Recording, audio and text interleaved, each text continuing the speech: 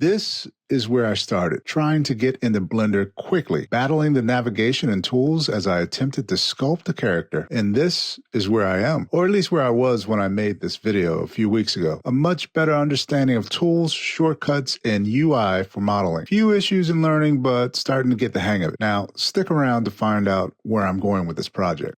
Hi, I'm Ty Farrell, and this is the first devlog creating a fan-made game with Blender without knowing much about Blender.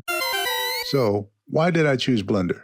I decided to use Blender because I'm an indie developer equipped with a small budget and big ideas. Blender gives me modeling, sculpting, texturing, animation, and exporting to my favorite software, Unreal, all in one tool. Little side note to mention, now that I said Unreal also packs a ton of features into one tool as well. Huge factor in both Unreal and Blender are they're free to work with and learn. If I reach a level of lucrative game developer level 5, I don't know, then there are fees, but completely understand. And I chose Hollow Knight, at least a Hollow Knight style game, because of its attractive and popular simplicity. It's perfect for a solo dev project. Simple mechanics, strong atmosphere, tight combat, but it still packs a pretty deep and expansive story. What's not to admire? Now, I was hoping to create this game using a process I really enjoy. I create concepts and crazy high poly digital sculptures of characters, creatures, props, and environment assets. From there, I take those sculpts and I make them into proxies. The proxies are placeholders for all those different assets, and they are tremendously helpful for moving into the final engine for testing rigs, materials, lighting, VFX, etc.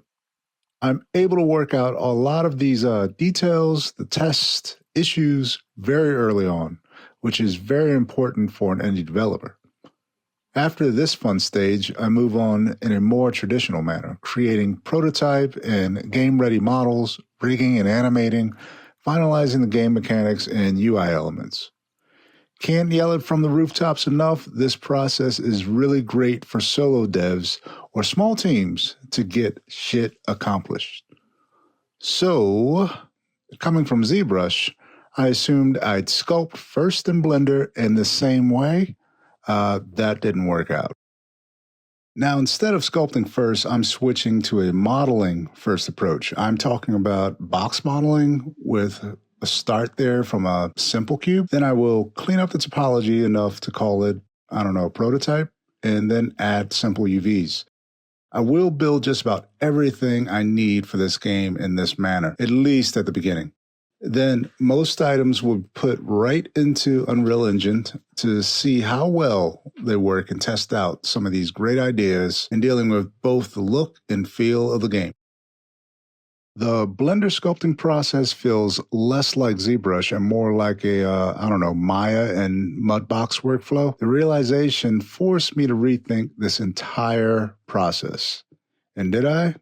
Yes, I did. So here's what I've learned so far. Blender is incredibly powerful, but it has its own workflow. And for me, it is important to be flexible enough to really get the benefits from it all. Sculpting first isn't the best approach with Blender, at least not for me. I'm a novice. And modeling first, sculpting later is much better. And learning a new software takes more humility and time than I expected.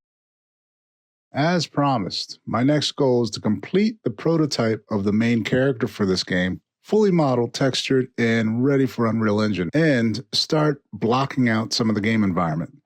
This is an important step to test out the current process. I believe this will be my best way forward. I want to see if this actually is going to work out before going any further. If you want to follow the journey, mistakes, and all that, just stick around. Thanks for watching and subscribe to keep up with the updates.